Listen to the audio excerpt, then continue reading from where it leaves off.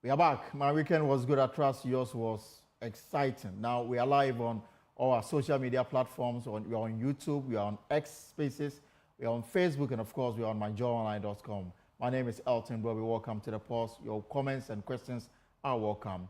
Now let's settle in on your election headquarters. Now he aspired to lead the nation as president, but his dream was cut short by the Electoral Commission. Now he's pushing back, insisting the EC made a mistake. Dr. Samuel Ankra was among 11 candidates disqualified from the 2024 presidential race.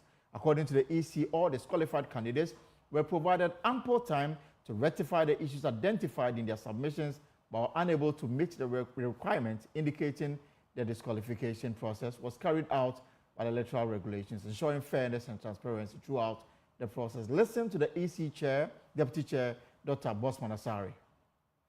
When we started the nomination process, the returning officer of the presidential election did make an announcement that the commission has two committees, a technical committee and an IT committee. And these two committees were given specific responsibilities. For example, one of the responsibilities of the technical committee was to ensure that all the applicants were qualified, including their running mates. They went through that. And the IT committee was also responsible. At least one principal function was to ensure that those who were endorsing the candidates were qualified. So when you look at the announcement which was made by the chairperson, from that particular perspective, the team was tasked to go through the application processes. And all of them were given the opportunity to make corrections when necessary. At the conclusion of the entire exercise, we noticed that about 10 of them, actually 11, one of them dropped out. So making it 10 couldn't satisfy the requirements of the commission. And you know, Mr. Something, we went through a very, very scientific, rigorous process. So anyone who is out there thinking that maybe the commission took a personal decision or the commission did not like that particular person or the party the person is coming from, the person is making a very serious mistake. The matter is in court, so usually when it's in court, as a public servant, you don't want to be commenting on it. But generally, what I want to say is that all those who were disqualified, they were disqualified because they didn't meet the requirements that were set by the commission. We even had instances where somebody was registered in, let's say, Okankwe South, endorsing the candidature of someone, indicating that he was registered in, let's say, Bantama. And all those things were there. For example, one of the candidates, a supporter for Jaboso, is a registered voter in Tano South District.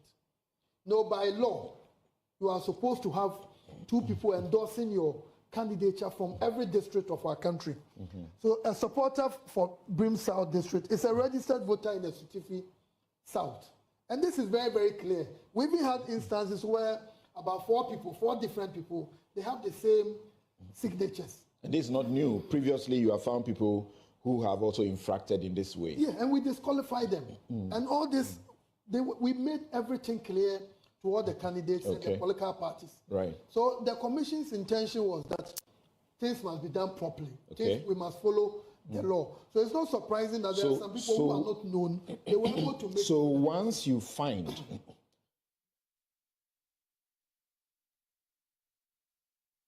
Right. So that's the foundation set by the Electoral Commission Deputy Chair, Dr. Bosman Asare. My guest is Dr. Sam Ankra. He's among 11 disqualified individuals. They wanted to lead this country, but they've been disqualified at least as of now. Some have taken them out to court. We await the final determination on that case. And he joins me in the studio to make his case. Dr. Ankra, you're welcome to the post. Thanks for having me, Ellison. Are you still?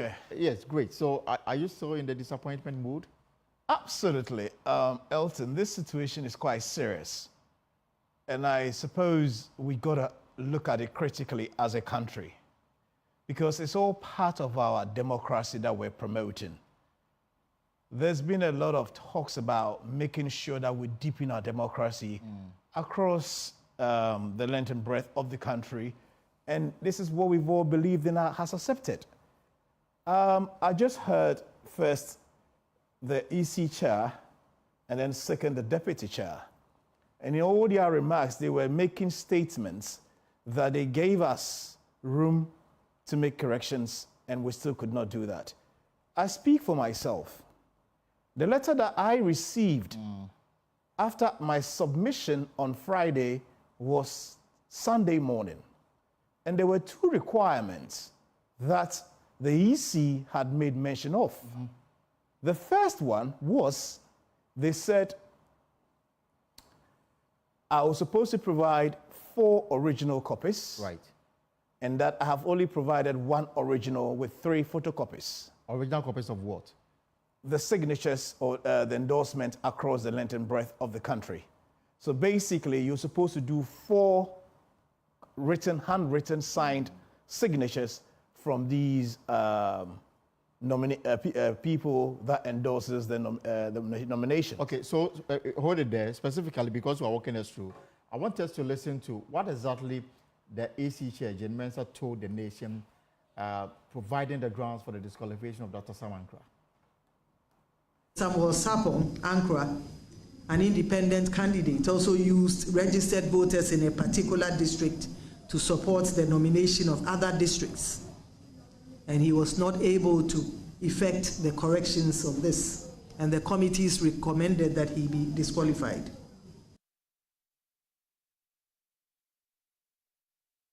So, this is what the Electoral Commission exactly. So, as you said, you heard her saying, I was given an opportunity to make a correction. But let me make it categorically clear to the entire nation, and also if she's watching to her hearing, that the letter that I received from EC was very specific and direct. It asked that we provide 4 original copies, number 1, and also submit other information that were missing, including our logo and others. We received the letter 10 o'clock around 12 o'clock on Sunday, and they expected us to bring it back on Monday at 10 a.m. Right.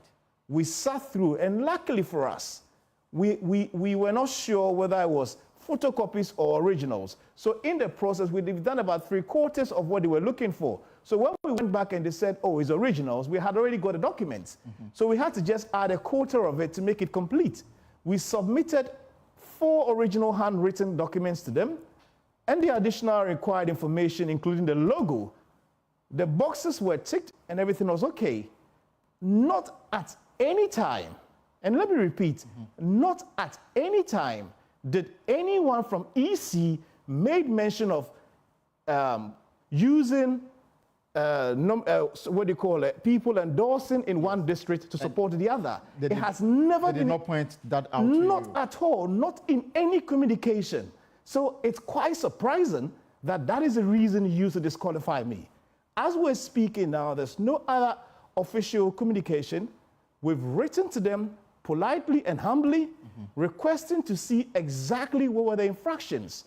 This was sent immediately, what do you call it, on the day that the list came out. As of today, there hasn't been any response. So let's go back. So you had a letter from the Electoral Commission on Sunday. Yes. Asking you to respond to the issues they had raised. 2 issues. 2 issues.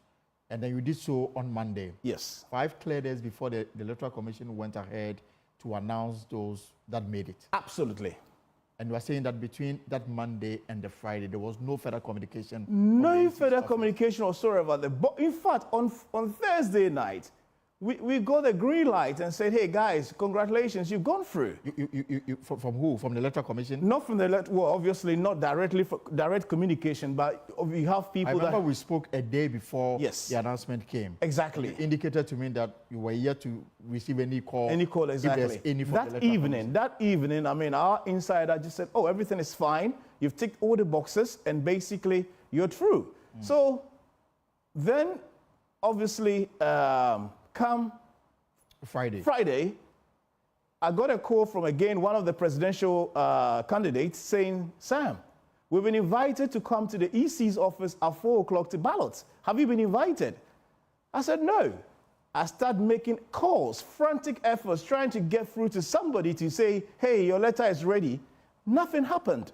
Then 1 o'clock, obviously, a press release was given to the media, which you had copies, and then we realized my name was not in it. And then, obviously, we wrote quickly to them to say, hey, this can be the case, especially with this particular reason that you are basing it on. Now, we've got to be very careful as a country. As much as certain people think they have the ability to decide who should be on the ballot, it's a major problem for our democracy. You think that that is what is happening? Absolutely. That Look, it was already predetermined? let them prove it wrong. I, proud to that, had gotten information. Again, we have intelligence. We're not just... if anybody think people like us will just jump on the campaign trail just to campaign and are not smart enough to understand what goes into it, then they are joking. That is why nobody in this race should be underestimated. Because as little as you might think others are, trying to do to protect somebody, you would cause other people to be very angry and upset. I was saying to you earlier on, little things like if people lose confidence in the Electoral Commission, it's a major problem for our country. We need to be very careful as a country here, because if we don't have confidence in the Electoral Commission, and as part of their job, they are not just electionary managers, they are also advisors, advisory to people like us. So it's not a matter of looking to fail somebody or to disqualify somebody. It's a matter of advising and encouraging people to participate in it. Isn't it the reason why they wrote to you on Sunday, asking you to correct the errors they identified? Brilliant. And when you did so, did you get a call from the EC saying that, I mean, the correction accepted and that there was no further matter for you to respond to? That is the purpose of which you write to somebody. If I'm applying for a job with you for argument's sake, and I make an application, and you write back to me and say, hey, these are things you've omitted, bring it. If you bring it, whoever receives it ticks the boxes and say, hey, he's brought in the things that were required. You don't just Nicodemously pick the information and then behind the scenes says, oh, he didn't bring what we were required. That's absolutely not. It's not helpful. It's clearly a way to discourage people to get involved. But I am saying, when we submitted our forms, the boxes were ticked, were informed, perfect. You've satisfied the condition. Let us go and review, make phone calls on the people who are submitting to make sure that they are real human beings supporting you and it's not just AI-generated names for argument's sake. That was it. There was no mention at all in any communication until the press release or the press conference by the EC chair that, we had used certain individuals from one district support other. That is totally new, has never been discussed, and I just asked the EC to bring any communication or correspondence that they sent to us that stated that reason that they used to disqualify us to work on. Right, so you think that other means were used to disqualify you rather than the fact that you didn't meet the EC standard? Absolutely. And why do you say so? Can you provide us evidence? Well, I don't have physical evidence, but all I can have is prior to this information coming out, people had seen Samankra picking momentum. You'd bear with me that with the polling that you've done, the middle class is beginning to buy into the communication of the message that Samankra is presenting. The students, the educated, and also different parts of Greater Accra and Ashanti region where I come from, people were building. So from the information that we've gathered was, these are supposed to be the constituency of one political party. And if we allow this guy to build the momentum and gather these people, he's going to hurt a candidate. And that will give an advantage for one other candidate. So these are the conversations that were thrown out there in the air prior to us even getting involved. But some will argue that others made it, including Madam Bakuya Donkor, the MPP's candidate, the NDC's candidate, other independent presidential aspirants. They made it. So why would they single you out and kick you out if it was not based on sound reasoning? I mean, Elton, you're a very smart broadcast journalist, and also you followed politics for quite too long. You sense and you see danger ahead before even it starts.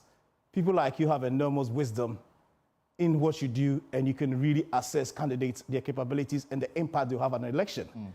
Clearly, if you can have that, you should expect any other serious organization to do their homework. I am not downplaying any of these other candidates you've mentioned and their abilities, But I can clearly tell you that the impact that Sam Ankra was bringing to this election was quite huge, and certain people feel threatened. Like MPP, NDC? Well, I am not here to pick names, but I'm sure the smart people watching and listening to us today would make inference to what we are saying and know exactly what I'm trying to talk about. And this is something that we've got to be very careful as a country. The EC, under no circumstances, should be given the room to make decisions and determine who they want to be on the ballot. It has to be purely based on merit. And this is why I would want to fight this to the latter, to ensure that this is corrected, because it's absolutely not on and is totally out of order. So therefore, you're going to court? Well, like I said, we've written to them. It's taking long. Nothing has happened. What are you demanding in the petition you've sent to them? We are clearly asking for clear communication, stating exactly where the infractions are and what it was, so that we can look at it holistically, make it public to the entire nation, and say, these are the reasons. This is exactly this person, Elton Brobe, is supposed to be at Ayawaso North, and they put him at what they call it, Ga North or Ga South, to support those nominees, those endorsements, and we think it's wrong. These are the details that we want to see. But even in that, this is a presidential race. Our constitution is clear about who qualifies to be a candidate. Why are we giving power to a body to now use their authority to determine who wants to be on the ballot when the constitution is very clear? 40 years of sound mind. Exactly. So the EC has to be very careful. These little things are what causes people to lose confidence in them. And what they don't want is people to lose confidence in them. They need to be upright in their doing and need to be up and doing. This is totally unacceptable. The people the EC is alleging that they endorse your forms when they are done same for other districts. Did the EC point those names out to you in the letter they wrote to you? No, it wasn't even mentioned. So you don't even know who these people are? Listen, first of all, two things. It wasn't even mentioned that it was a problem when the letter that we received. It wasn't mentioned. In fact, I have a copy here if you want, I can show you. What does the letter say? I can read it out to the whole Ghanaian populace. The letter was very clear. I can read it out here. What it says. Sorry, we're going to take... So my guest this afternoon is Dr. Sam Ankra. He was among the 11 individuals disqualified by the Electoral Commission in the presidential race. Okay. He has issues with the way the issue went about it. He is claiming unfairness in the way the issue came to the conclusion, disqualifying him. So, Doctor, you have the letter now? Okay, so the letter is dated 15 September 2024. Dr. Samuel Sapon Ankra, Independent Presidential Aspirant, Accra, titled Presidential Nomination Vetting Committee Report. If you could zoom on it, if it's better. It says, I bring you greetings from the Presidential Nomination Committee and trust that this letter finds you well. The Nomination Committee has detected the underlisted anomalies and with your nomination forms. Number one, incomplete filing of nomination forms. What does that mean? So we asked them, and they said your logo, tax credit report, and a certificate, and all of those. These were additional information. Number two, you submitted only one original copy of the nomination form. The others are photocopies. You are required to submit 3 additional original copies. Meanwhile, the Commission is contacting your supporters to verify the authenticity of their consent to this nomination. You are required to come for your nomination forms today, Sunday, 15 September 2024, and effect the needed corrections and resubmit 10 a.m. on Monday, 16 September. We wish you very well. Signed, Benjamin Bano Bio, Director, Electoral Services, CC Chairperson, CC Deputy Chairman, Operations, CC Deputy Chairman, Corporate Service. This is the letter we received, and we did justice to that. Has this got any bearing to the press conference that you heard? So what's next for you? You said you might go to court, depending on how the EC will respond to the petition you've sent to them. Yeah. We'll go to court, and this is all part of deepening our democratic process. But I also want to advise on here, the EC, the judiciary, has to work on these cases with alacrity. I understand you were in court today. What that Mona matter? Yes. And what was the outcome? It was adjourned. These are the technicalities they play. And again, we should never underestimate these candidates. when people feel they've been cheated, they go beyond the max. It has to be a fair playing field. It has to be a system that treats everyone equal. Can you imagine? Can the EC at any point disqualify NDC or NPP on these terms for these elections? Can Dr. Baun Mawubia be disqualified because of such an infraction, or John Mahama? Isn't it the case that they met the criteria? Can you imagine what would have happened to this country? Why would they think that Salman Khan doesn't have such a clout to do so too? Look, we should not underestimate or disrespect or try to discriminate. The law has to apply to everybody.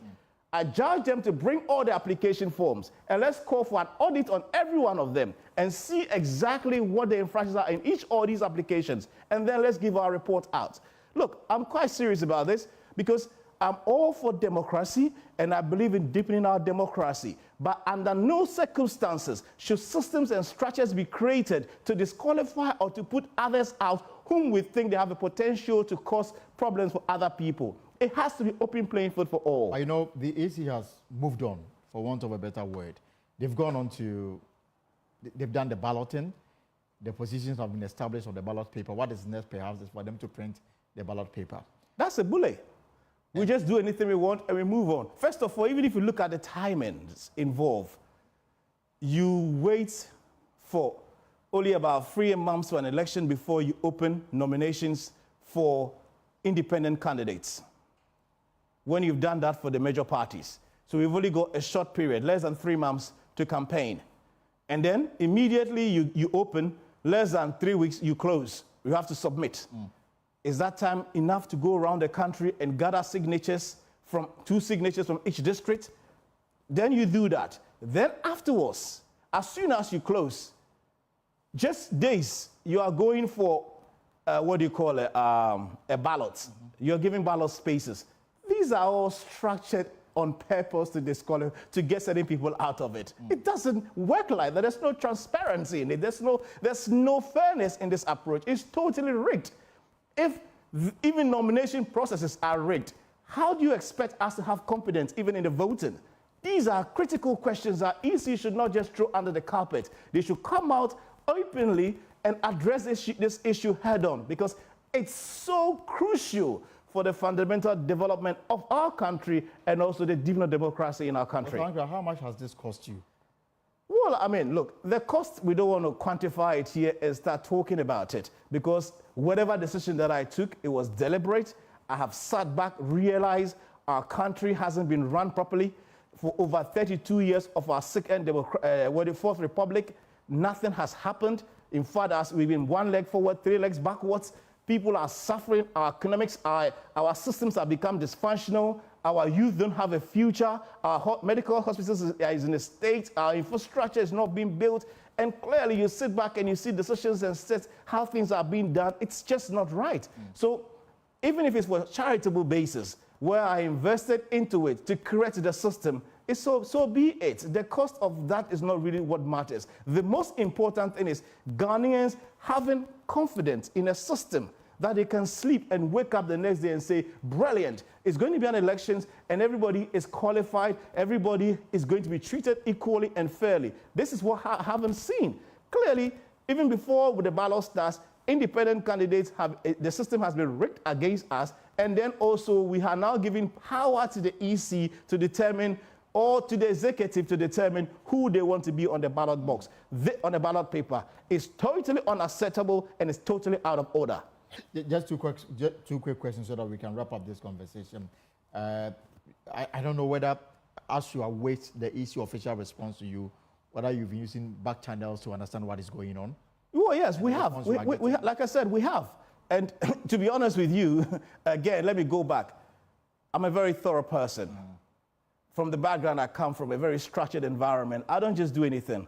We had a former independent candidate who had qualified with the process as a consultant in our filing.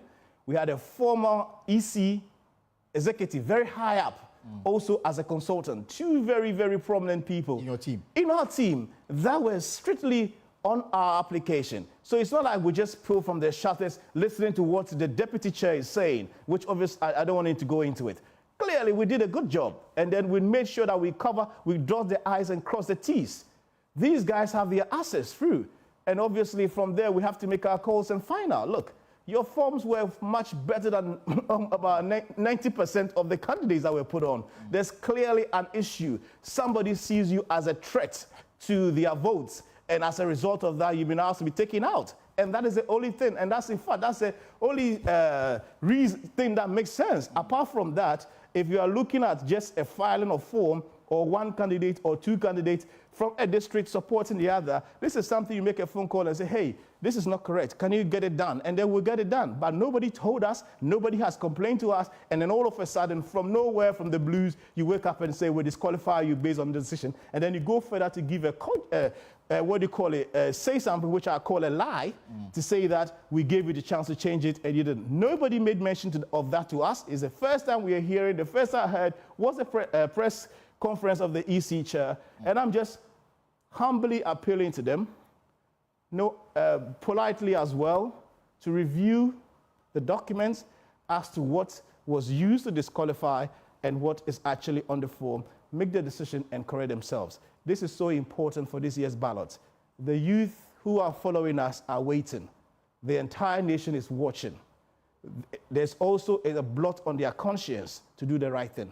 If this is not done and you are firmly out of the race, I spoke to Dr. John Kippie and, of course, Dr. Amudakom. They also wanted to contest as independent candidates in this year's election. They say that now that they are out of it, they don't want to contest the EC's decision. In fact, Dr. John Kippie withdrew his nomination, but Dr. Amudakom was disqualified as well. They told me that they are looking at the programs of all those who are contesting, and they will come to a decision as to who to support and ask their followers to vote for in the upcoming election. If you find yourself in such a situation, what will be your action going forward?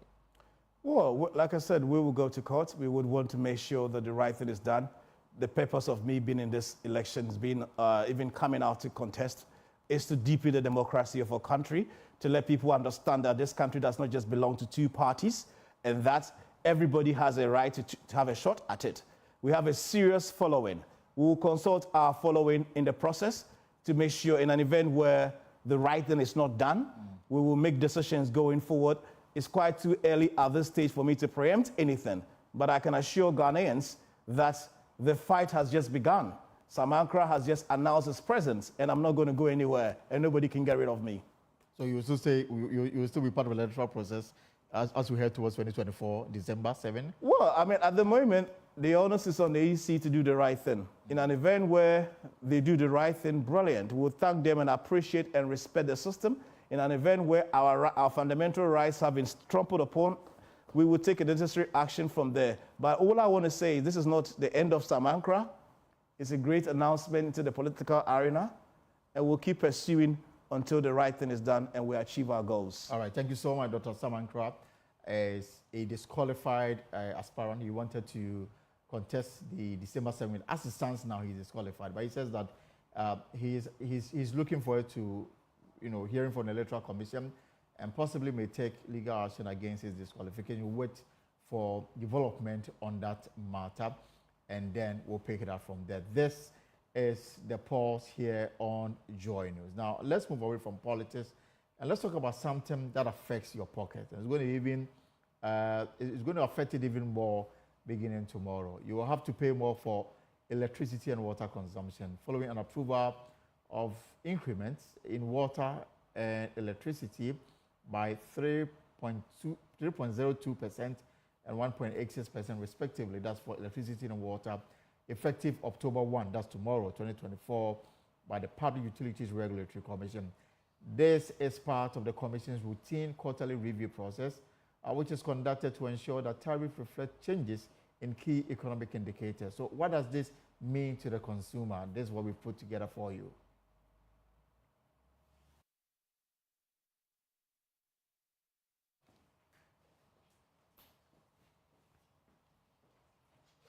So the percentage increment, water and electricity for all category of groups is 3.2%, For water, also for all category, whether you are industrial or for private use, is 1.86%. And this is part of the quarterly review the PURC undertake every year. So clearly, this will be the last review for the year 2024. The next review will definitely happen in January or February.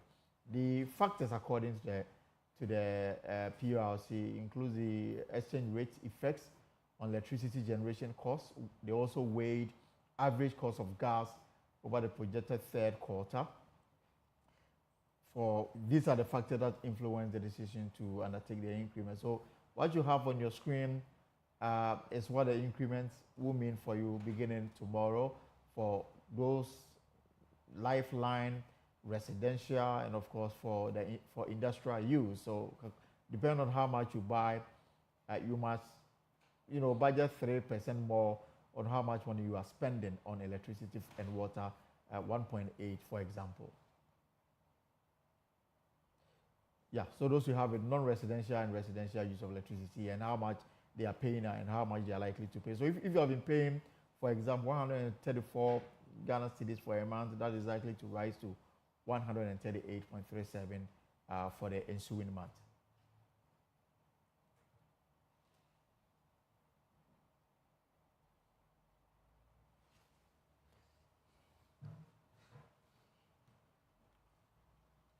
So those are the breakdown. But what is the justification as we try to explore this latest increment? And joining us via Zoom is Dr. Eric Obute, who is the head of Research Corporate Affairs at the Public Utilities Regulatory Commission. Dr. Obute, it's a pleasure to have you here on the Pulse. Good afternoon.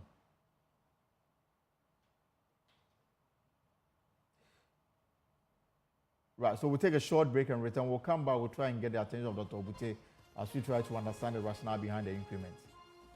Right, welcome back. This is the Pulse here on Joy News. Now, let's talk about water and electricity, because as you may be aware, beginning tomorrow, tariff for electricity will go up by a little about 3% and 1%, almost 2% for water. Let me bring in Dr. Eric Obute. Dr. Eric Obute is in charge of public affairs in charge of corporate affairs at the PURC. Dr. Obute, good afternoon. Welcome to the Pulse. And I'm in charge of research and corporate affairs. Right, thank you very much. So, beginning tomorrow, electricity will go up by a little over 3% and water 1.8%. How bad did the exchange rate influence this decision? Thank you very much. The exchange rate component is about 60% of the tariff computation. So exchange rates, the last time we used the exchange rates for the computation, the second quarter, we used about 14 cedis to the exchange rate. And we all know where the exchange rate is now. So the cedi has depreciated basically against the dollar, and that's a major cause of this tariff adjustment. In case of the oil, the fuel, for instance, the weighted average cost of gas, that has actually improved because we used about $8 per MMBTU the last time. But this time around, we're using about $7 per MMBTU for the computation. And inflation has also dipped from 24% to 22%. So on those two fronts, we've made some gains. But in the case of exchange rate, the cedi has depreciated against the dollar. So basically, that is what has made these marginal adjustments in the tariffs. So 3% for electricity and 1.8 for water. Yeah, 3.02 for electricity and 1.86 for water. And I'm just I'm struggling to understand the difference. I mean, they are all utility players. Why is electricity getting more and water appears to always be under electricity? Well, in the case of electricity, there are three components. In the value chain, we have generation, transmission, and distribution.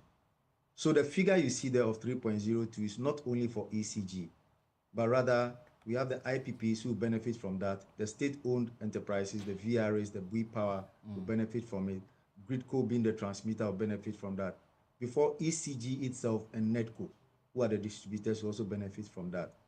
So when it gets to electricity, there's much more emphasis on transformers, cables, and stuff like that, and the exchange rate component over there is much more than that of the case of water. In the case of water, production of water there's about 30% of electricity in its cost component. So whatever happens on the front of electricity actually also affects the production of water. So in most cases, electricity always gets a higher percentage than that of water. But I'm curious to know how much, for example, in terms of their proposal, how much did they present to the PURC for consideration? Well, there are two tariff windows in the case when it comes to PURC. We have the major tariff and then we have the minor tariff. In the minor tariffs, the utility service providers don't actually send us any proposals. We only look at factors which are beyond their control. And those factors basically are the ones I spoke about, the generation mix between thermal and hydro. Then we have inflation, we have the cost of gas, and then that of the exchange rate. So those ones, we don't actually ask them to present a proposal, but we look at those four factors and try to correct for those four factors over the period of 3 months. So that's what we do periodically, just to make sure that we retain the value of the tariff as of the time that we did the major tariff in September 2022. But Dr. Peter, how much will this help ECG, for example, or the power producers, for example, to recover their cost?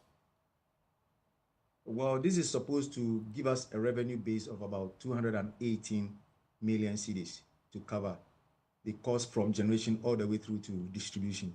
Generation is going to take about 98% of this money. Then the distribution will take about 1% of that, and transmission will take about 0.4 or 0.6% of that. So basically, that's how the money is going to be shared in the value chain. So we need about 280 million cedis to plug that hole over the water. But what about water? Because water, we've been told by the Ghana Water Company that they are now using, they are using so much money to treat water because of activities of illegal mining. And is it you understand that this increment will help them stay afloat? Yes, from our computations, water has a gap of about 12 million cedis. So this tariff adjustments or the review is supposed to plug that particular hole. So yes, this amount of money should be enough. Once they're able to collect the money, should be enough to cover for their revenues. There's also the issue of quality service delivery. In recent times, the country is experiencing erratic power supply, and especially within the operational areas of the Electricity Company of Ghana. Did you look at this as well? Yes, we take on board all these factors. The service quality itself is a factor that is considered.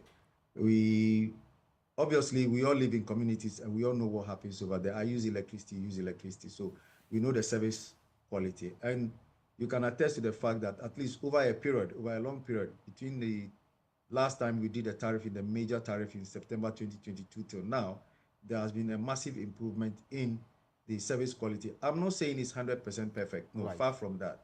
There's always room for improvement. But at least we've seen that there has been some improvement over the period. The recent ones which have happened have been just blips in the system. And I believe strongly that all necessary measures are being put in place to make sure that these particular breaches are taken care of. So it's just one-off thing, but it's been taken care of.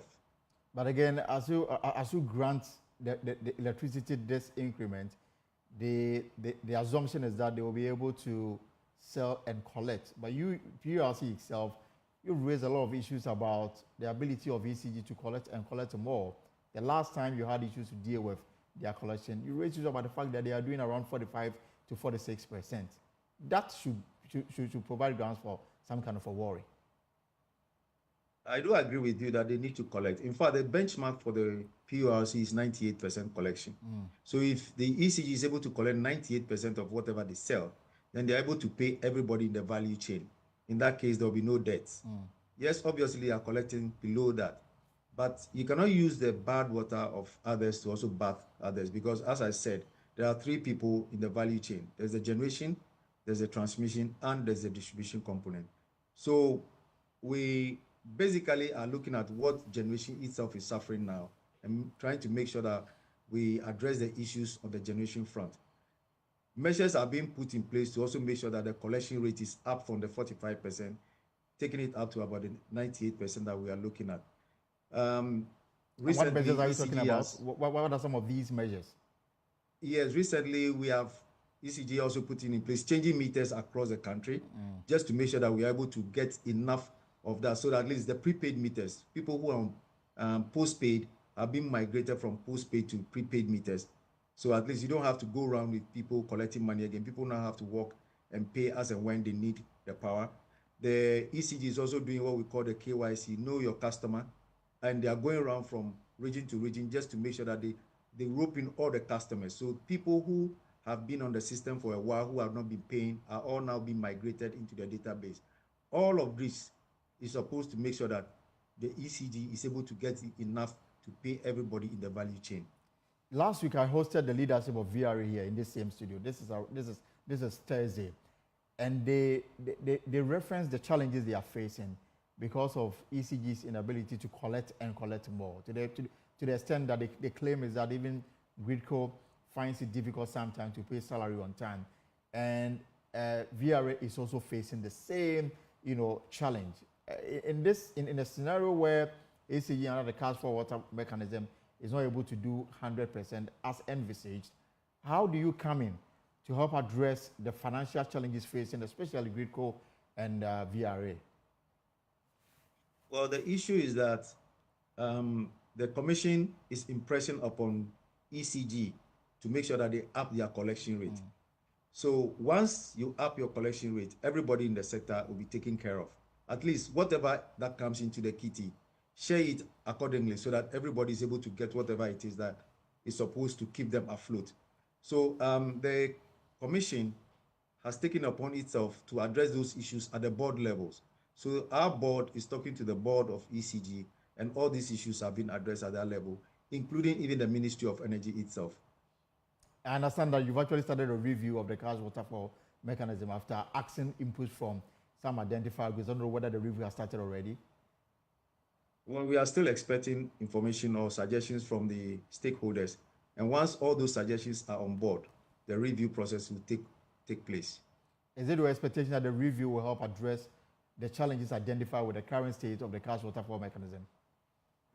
Well, it depends on the suggestions that we receive from all the people. If all the sector players think that, look, the way the cash waterfall mechanism is structured, we need to look at it differently, and the suggestions are taken on board, yes, we'll take a look at all those ones, everybody at the table, because the cash waterfall mechanism is not only being addressed by PURC.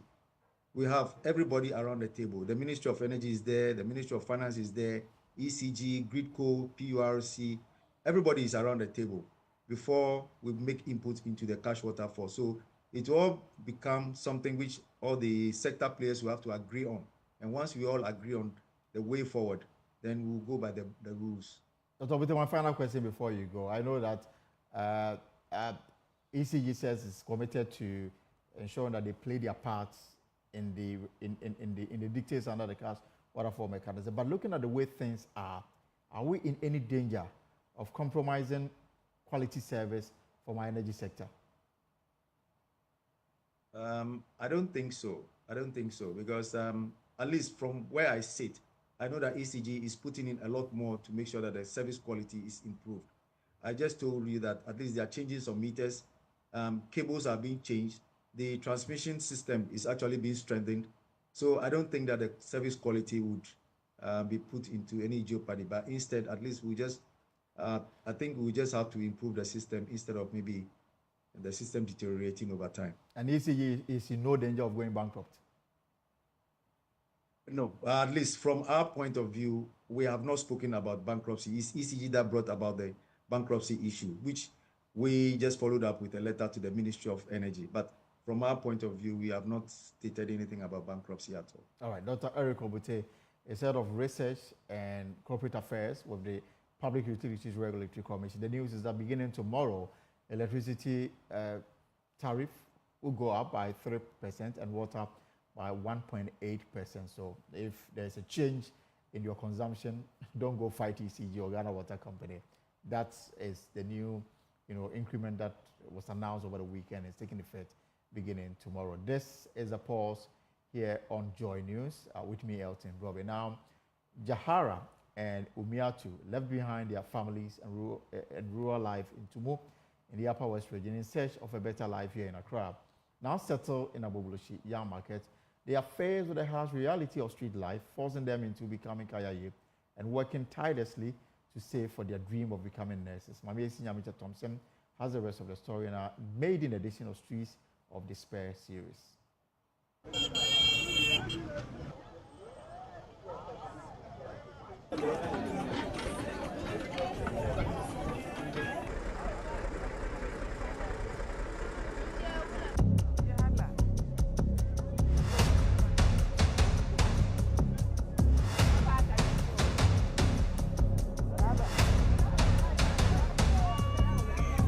Life on the streets of Agbogbloshie Yam Market is tough.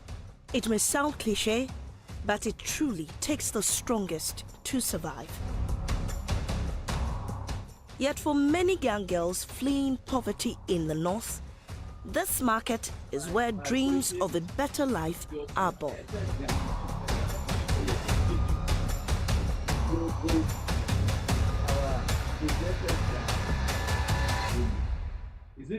The bond between Jahara and Umiatu is strong. What brought them together was a shared goal to have enough money to pursue nursing training and escape from the clutches of poverty. Hey.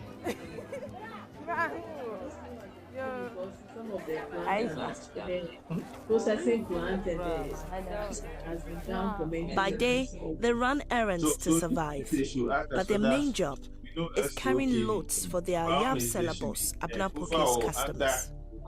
They walk long distances, hauling heavy loads, earning meager pay. Whatever they make, they carefully divide a portion for their nursing school training, some sent home to support their families, and the rest for their daily needs.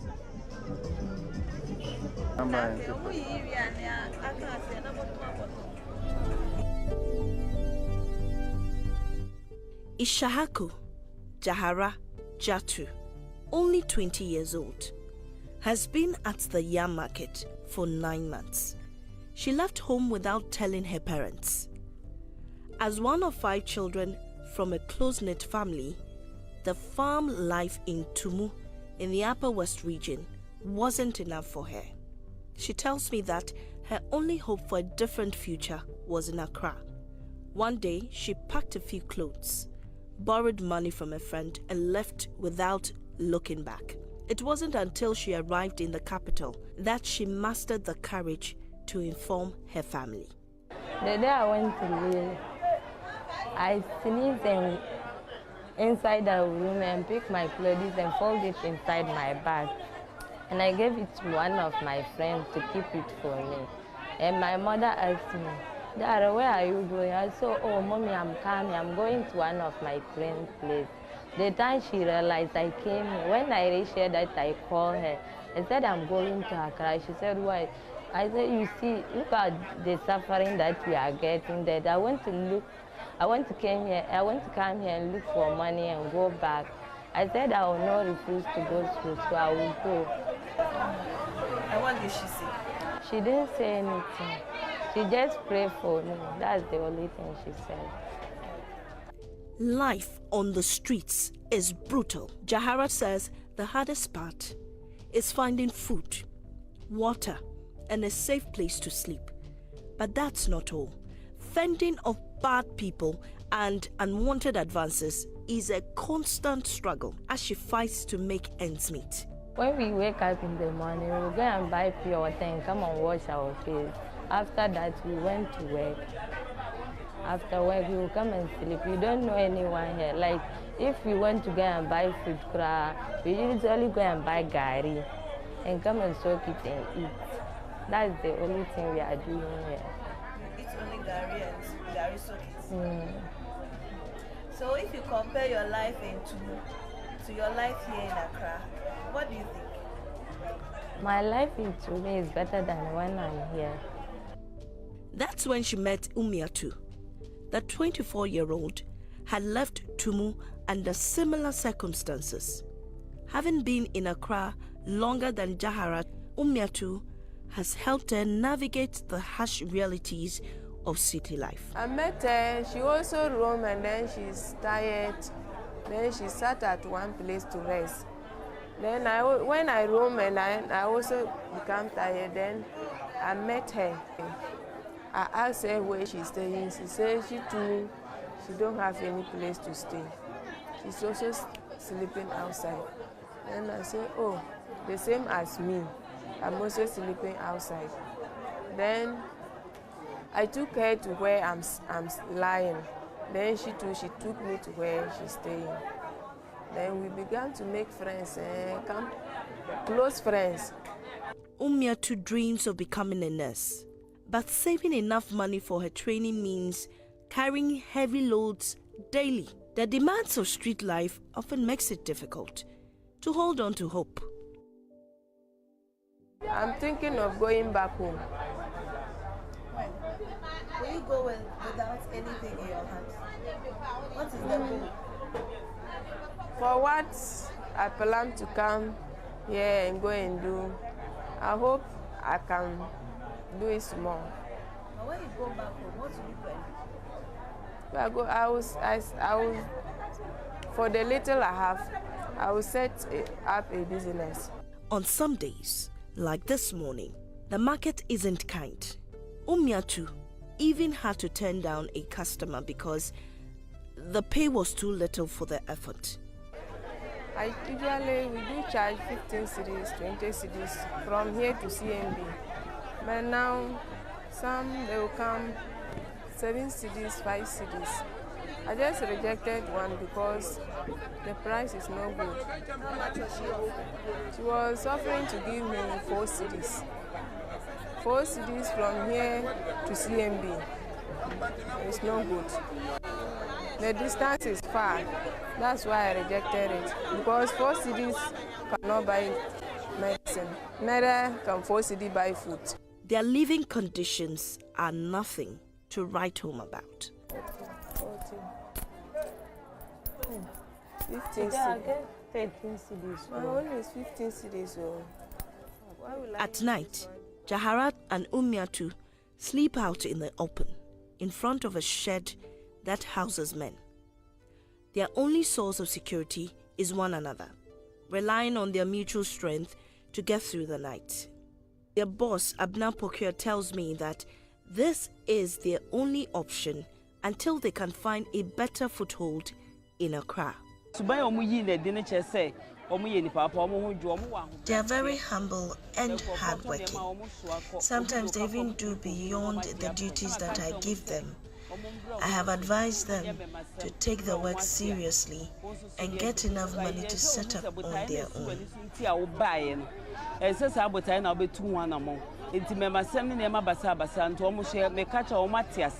At night, they spread their carrying clothes as makeshift beds, taking turns, sometimes, to stay on watch while the other sleeps. It is a routine of survival. Every day is a fight. Yet every step they take brings them closer to the dream that keeps them going.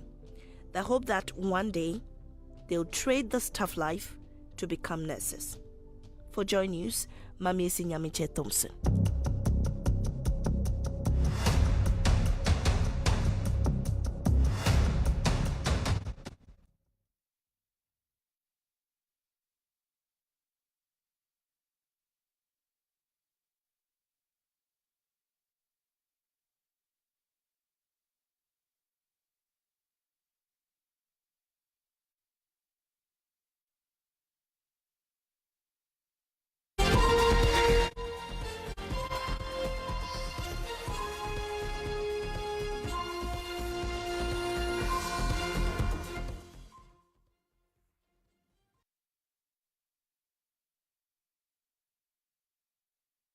Right, this is a pause, of course, on your election headquarters. Let me take you to the camp of the National Democratic Congress. We also got something latest coming in on tomorrow's IPAC meeting at the Electoral Commission's office. Of that details coming to you pretty shortly. But the National Democratic Congress has launched its Women's Manifesto in the MPP's backyard, Kumasi, where the party has been outlining vision for the empowerment and development of women in the country. The manifesto, which is a key component of the NDC's overall election campaign, promises to address the various challenges faced by women in Ghana, including limited access to education, healthcare, and economic opportunities. We'll delve deeper into what's contained in that document, but first, let's listen to the NDC flag bearer, John Mahama, at the launch of this event. Begin by acknowledging Her Excellency, soon to be first female Vice President of the Republic of Ghana, Jane Nana Opoku-Agyeman, our women's organizer, Hannah Bissell, our executives of the Ashanti region, my friend and colleague, Honorable Muntaka Mubarak, MP for Asawase,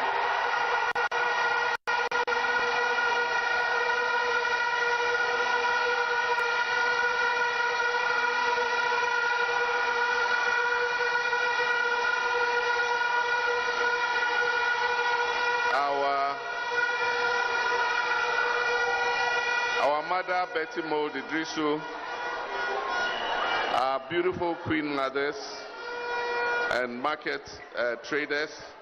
I want to acknowledge all of you and thank you very much for joining us for this historic summit labeled Voice of Women, which is a summit organized to give an extract of what the NDC administration that is coming into office on 25th January 2020, on 7th January 2025 intends to do for women.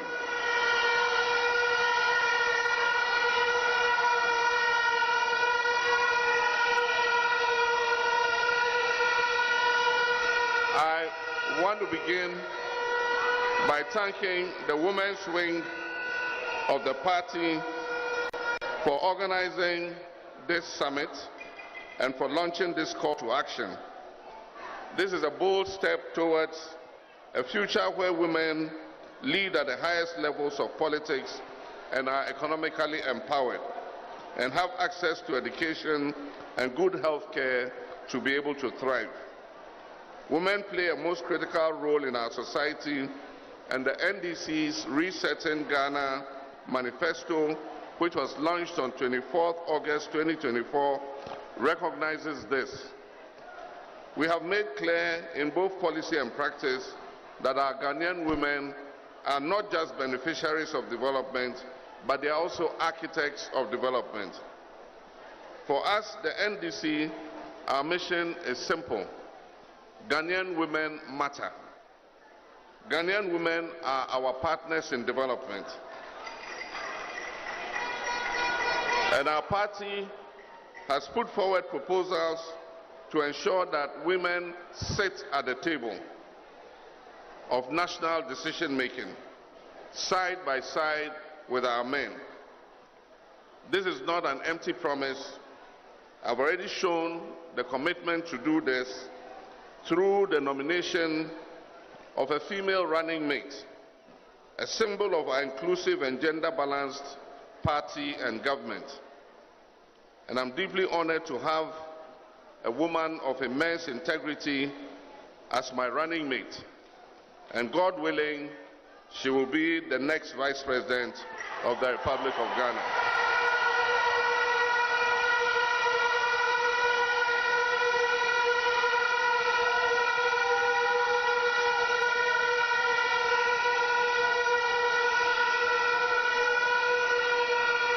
Professor Jane Nana Opoku-Agyeman will, by the grace of God, inshallah, on 7th January 2025, be sworn in as Ghana's first female Vice President.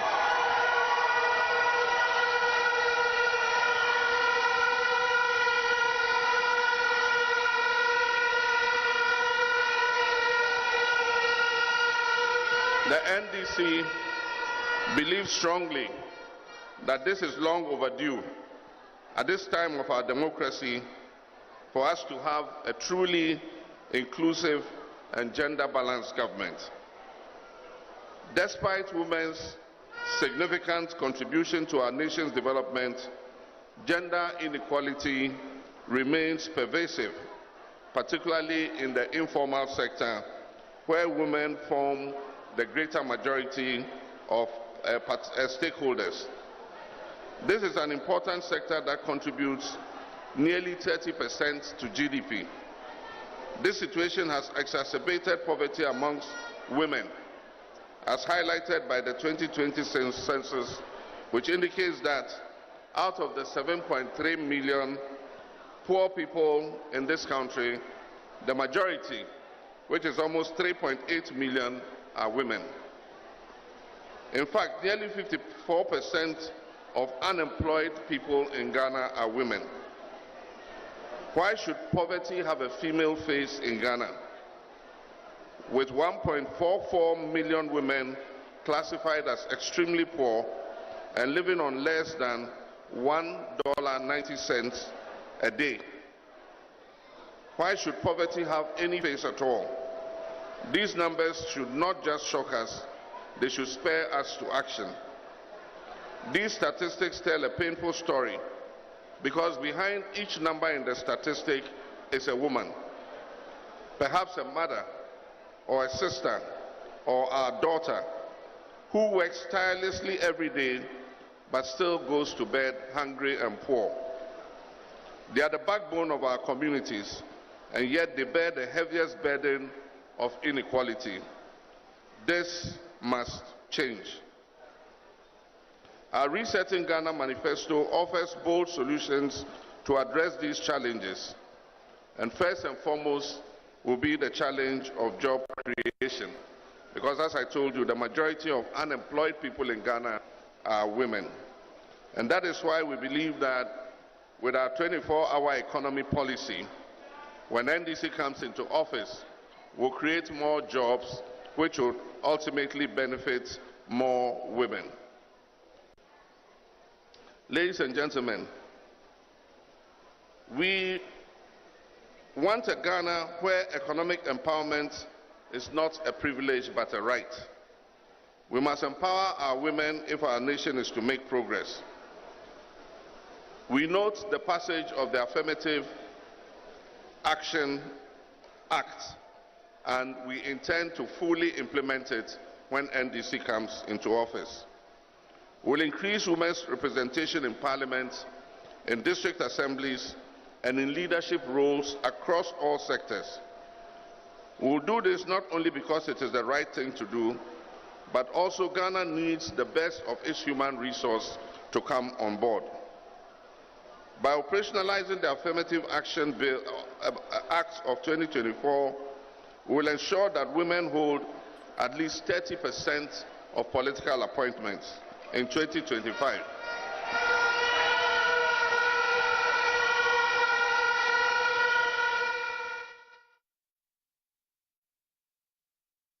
We're back. So this event took place at the KNUST in Kumasi, where the NDC launched the Women's Manifesto. Nana Bachi Yadom was at the event and joins me. So Nana, tell us more about this Women's Manifesto and how the party expects that it will address the challenges that faced our women. So Elton, this is a part of the NDC's general manifesto going into the December 7th election.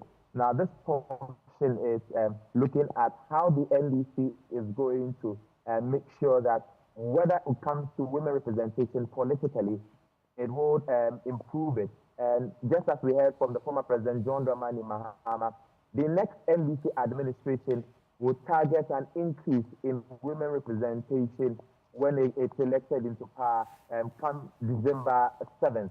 Now, former President John Mahama has said that he is seeking to operationalize the Affirmative Action Act to make sure that while being elected in 2025, there will be at least 30% representation, women representation in his administration. And subsequently, by 2030, we would have a 50-50 women representation or a gender balance representation in political administration. And so generally, the manifesto of the NDC, the subtext, which is the Women's Manifesto launch, would happen at the Kwame Nkrumah University of Science and Technology this morning, is looking at how the NDC would make sure that women are well represented when it comes to governance. Did they give a reason why they settled on Kumasi for this launch? Well, the former president, while speaking, said that Kumasi is a hub of market when it comes to trade, and a number of things does happen in Kumasi. We have the KJTR market, a number of markets here. And so for him as former president, he has realized that women representation is very, very much important. And when you come traditionally, Asantis believe that women are very, very much important. That is why we give them some critical roles to play in our traditional setting. For example, when it comes to the traditional role of being a king and a queen, everything falls on women. And so it is very, very much important to have this event in the Asante region. But what is so much important is that this is the NDC looking at having women at the forefront of its administration come December 7th, and also in January 7th when they are being sworn in into office. And aside having Professor J. Nanoko as its running mate, subsequently the first female vice president of Ghana, it is looking at also having a number of women incorporated in its administration going forward. Right. So, Nana, just a quick question that I can let you go.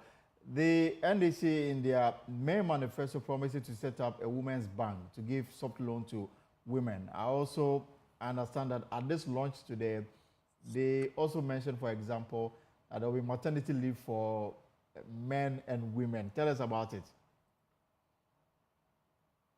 Okay, so Elton, starting on the Women's Development Bank, the former president reiterated that he says that his administration is going to seek 20 million to make sure that it is invested in this Women Development Bank. This is a bank that will be set up to ensure that women, entrepreneurs, traders, everybody who is actually in need of money to support business gets that done through the Women's Development Bank. And also when it comes to the issue of maternity and paternity leave, the NDC is going to make sure that it gets on, it brings that on board through Parliament to make sure that there's already an existing LI in Parliament. So the NDC is seeking to strengthen that, to make sure that it includes not just women, but also men going forward. So it's not going to be maternity leave alone. It is also going to be paternity leave for fathers as well. This is the plan for the NDC when it comes to their manifesto, the women's aspect going forward. Thank you so much, Nana Bwachia. Let me bring in the Deputy Women's Organizer for the NDC, Jifa Tega. Madam Tega, good afternoon. Welcome to the poll. So after the launch today, what's next? Hello? Yes, I can hear you. So today you had a successful launch. So what is next? Moving it forward. Okay, so good evening and good evening to your viewers. I think after this successful launch, the next thing forward is for people who really believe in our policies, the policies that we laid to bear today, to actually root for it and go for it. I think that is the purpose of it. Because if you are selling stuff in the market, you only buy what you need. And so I think the way forward is just making a very bold decision, right, and recognizing that NDC has policies that are really tailored to sort out women or to take care of women. And for a fact that we boast of prioritizing women by making our running mate a female choice. And so I think the way forward is just one, focused and expecting that a lot of women come out in their numbers and support the party that really cares about them. If you watched the entire proceedings on our program today, there was a delivery or a presentation by market women from KJTR, and it wasn't just market women, it was the leadership, particularly the queen mother of the KJTR market. You know, every market has their own queen mothers. Right. And it was one of the most emotional and passionate deliveries, where they had to tell us about their challenges and how the NPP government has failed them woefully, despite their consistent commitment to the party. And I'm really hoping that with the policies that we are bringing in, we will be the party that will really consider the trauma and the difficulties that women face. All right, so that we can uplift them from their situation. All right, so tell us some of the key highlights of this launch. I mean, before we know of the Women's Bank, and today we're told about the maternity leave that also affects the male. So what are some of the key highlights that you can share with us? Okay, so definitely the Women's Bank is the first, and I'm sure you've spoken about it. But I must say that it is a policy that beautifully touches everybody's lives, especially when you're a woman, every woman's lives, because it's not just a policy that is limited to some women or some class of women.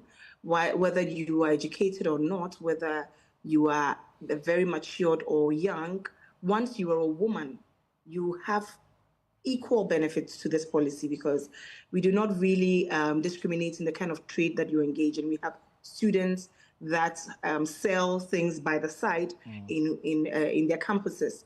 We have people that do lots of side businesses. And so that qualifies you to be a trader and gives you the opportunity to expand going forward. So I just wanted to add that. Of course, the maternity leave, not alone. We have spoken about it countless times. There has been lots and lots of different parties that have spoken about the need for it. Nobody has come up to extend maternity leave for women as it is due. And so the NDC is prioritizing this, and will make sure that it happens in the first year of its government. And also the fact that we know of the need of fathers also being available for mothers during their first month after delivery. We are copying a lot of, or should I say, we are trying to learn from whites as Ghanaians or as Africans. And we know the role of the father, and especially being there for a woman when she's just delivered. We know that postpartum depression and so many things set in. And it is only nice that if the child is for both of you and you claim ownership or parental authority over the child, then you should be both, helping hand in hand. And so paternity leave for men for 1 week after your woman has given birth. But of course, it is good to add that it is going to be for married men. And so that is when you can authenticate, so that people do not bully, or should I say, abuse this policy or this idea. If we do not do that, men are going to really... Side men are not allowed. No, not for now. Or else everybody will say, I've impregnated 5 women, and every month they've impregnated another woman, and so they need maternity leave. So when you are, you are married and you have proof of, your workplace will decide that you have proven that you are married, legally married to the woman, and then she's carrying your child or she's just delivered, then it goes there. I would want to add one more thing to the policies. There are so many. I'm so tired. I don't want to continue too far. But most importantly, we know that childbirth is really attributed to women. And so issues about child health is priority. One of our major concerns is getting a very big state-of-the-art pediatric center that is going to accommodate women with their children that are suffering from all sorts of diseases. But we know the precedents that we've had before. We know the nation builder. He was the one who built the UMGC, for God's sake. State-of-the-art, world-class standard. This is the kind of vision that he's transferring into the pediatric center, for our children. And one thing that I must add is that there's going to be a very nice big hostel for mothers to also be in whilst their children are being taken care of. I have seen situations where women have had to sleep in chairs, plastic chairs, overnight because their children are being admitted. And we hardly ever consider this. So one feature of that hospital is to make sure that mothers have very, very comfortable places so that they can stay with their kids for as long as it's needed. So there are so many of them. But these are the highlights, and these are what... I just want to ask a final question, and to find out to what extent the manifesto you launched today, to what extent it infuses the recently passed and signed into law, the affirmative action law.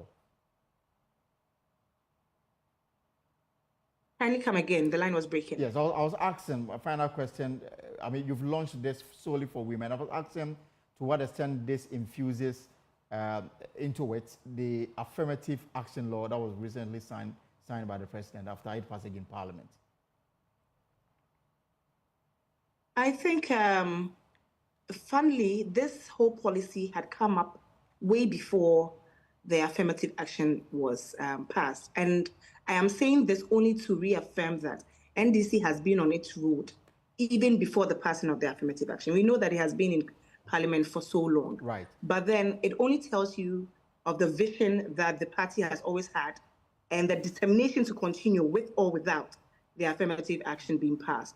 And so I think it's in line, but I just want to clarify and state that our position for women is so strong that should it not have been passed at all, we would have been going forward with it, and it would have even been passed in our government. So I think we are advocates of the affirmative action and the need to pass it as soon as possible. Unfortunately, it took so long, but it has been passed. So I think it goes line in line. All right. Thank you so much, Jifa Tega, for this afternoon. The NDC just launched this Women Manifesto for election 2024. Let's take a short break and return with more here on the Pulse.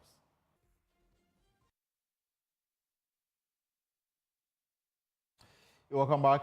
Ghana's ambassador to Mali, Mahmoud Khalid, has praised the National Democratic Congress and John Dramani Mahama, particularly in education, urging Ghanaians to vote over 1 million for the NDC in the 2024 elections to improve the country's economic prosperity. He highlights Mahama's strong governance record, humility, and commitment to promises, which he argues are lacking in the ruling New Patriotic Party. Ambassador Khalid made these remarks in Wa, where the Sharaf Foundation donated toiletries to orphans at the Wa Home of Life School. Our opponents know that he's a distinguished character in this country. Very humble. He is up to the task that he's given to. He's humble and likes to see this country develop in all aspects, especially education and the economy of this country. We have seen that done before, and he's asking, and I think God willing, he will have it again to transform this country. So if he has a son as young as this, who I'm sure is not even working yet, and through whatever means he gets these things to come and help the vulnerable children, I think we should give him a clap. Help him do that. Also, in other news, the leadership of the Techiman Dagaba Youth Association has expressed dismay over the purported endorsement of various political parties, describing it as a mere propaganda. Addressing the media at a news briefing in Techiman, president of the group, James Nwanel, condemned the act and assured the general public that the group remains apolitical and will focus on development of the community. Anna Sabit has more in this report. Exactly 1 year after its establishment, leadership of the Techiman Dagaba Youth Association, a group instituted to bring together the Dagaba people within Techiman and its environs for development, now have a difficult work to do, and that is, it has to dissociate itself from political allegiance which seeks to bring division amongst the group. Our attention has been drawn to widespread false news that we at the Techiman Dagaba Youth Association are in bed with some political groups or actors to do their bidding ahead of the 2024 general elections. This is born out of parochial political interests, and the Techiman Dagaba Youth Association wishes to categorically disassociate itself from any sort of purported political affiliation. James Winwell is the president of the association. He expresses displeasure at the fact that the group, which only seeks to address the welfare of the Dagaba people, is being associated with partisanship, and asks that the association remain focused on its goals and objectives. The leadership of the Techiman Dagaba Youth Association unequivocally condemns these attempts and wishes to reassure our members and the general public that our association remains non-aligned and apolitical. We remain apolitical and non-partisan, dedicated to the unity, development, and welfare of our community. The Techiman Dagaba Youth Association family stands for inclusivity, neutrality, and the advancement of the interests of all Dagaba youth, regardless of our political, religious, or social background. The group also cautions the general public, particularly political actors and the media, to refrain from the act of associating the group with political characters or parties within the area. We urge the general public, political actors, and particularly the media to refrain from associating the name of the Techiman Dagaba Youth Association with any political party or activity. Any individual or group found purporting to represent us in such matters does not speak for the association and is acting on their own accord. They also went ahead to caution its members to stay away from being used by politicians during conflicts and appealed to the Electoral Commission to adhere to the concerns raised by stakeholders in the political space to help have a peaceful electoral process. I can see that the NPP are saying they are going to break the 8. The NDC are also saying they are going to stop the 8. So it's going to be serious. And we will advise the youth not to misbehave, especially after casting your vote at the polling station. Just walk away to your room to have your rest and also watch whatever is happening on telly. But not to beat anybody at the polling station or not to beat any security personnel at the polling station, which may lead to shedding of blood and all those stuffs. Reporting for Joy News, Anas Sabit, Techiman. And before we go, the Multimedia Group Limited once again asserted its dominance in the Ghanaian media landscape, grabbing a remarkable 9 awards at the 28th Ghana Journalists Association Media Awards. The event held last night at the Accra International Conference Center saw the group winning the most awards. Jamila Abagri was at the ceremony, and this is her report. You have won the radio program of the year English. Ladies and gentlemen, with another big round of applause, shall we congratulate our friends from the Super Morning Show on Joy 99.7 FM from the Multimedia Group. The announcement of the Super Morning Show as the best English radio program at the 28th GJA Awards held last night. It capped a tall list of awards swept by the Multimedia Group on the night. Joy News PM Express Show was named as the best TV program. The GJA honored several of the company's journalists and contributors, including 2023 PAV Answer Journalist of the Year, Erastus Asari Donko, whose work tackling illegal mining activities in the Apaprama Forest Reserve titled Forest Under Siege won him Illegal Mining Reporter of the Year. I think it's a testament to the fact that this fight against illegal mining is one pertinent issue today in Ghana. And I think all stakeholders are recognizing that right now. Muftau Nabila of Joy News won Sport Journalist of the Year, whilst perennial winner David Ando won yet another the Photo Journalist of the Year for his work capturing a pregnant woman filling potholes in the Ashanti region town of Boase. Excited, but what I can say is that it's a responsibility that has been placed on my shoulder. This suggests that the work I do, people pay attention. Kwesi Deborah won Science and Technology Reporter of the Year, with Clinton Yeboah winning Student Journalist of the Year. I feel excited and I feel honored that I've been awarded or been appreciated for what I do. Highlighting human interest stories have been one thing that has been very important to me, because somehow when I highlight these stories, when I do these stories, I don't do them for the affected people I consider myself in the shoes because I feel it can be me, it can be everybody.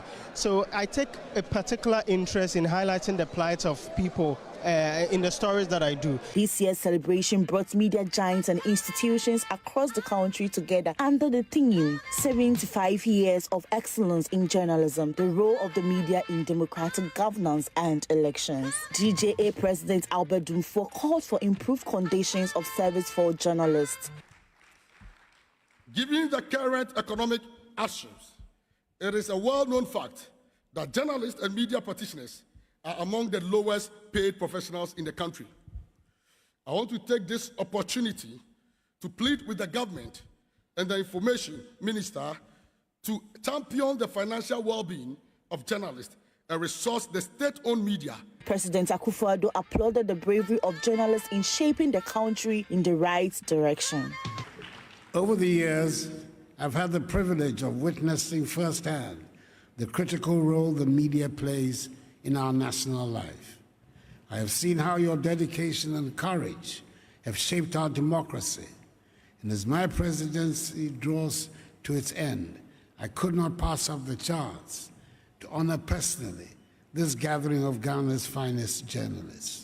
75 years of excellence in journalism, the role of the media in democratic governance and elections. The multimedia group bagged 9 awards and continue to be the beacon of fearless, independence and credible journalism. Reporting for Joy News, Jamila Abagri.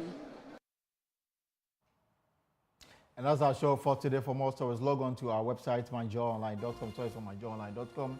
Mahama promises a property rights of spouses bill to protect women in marriage.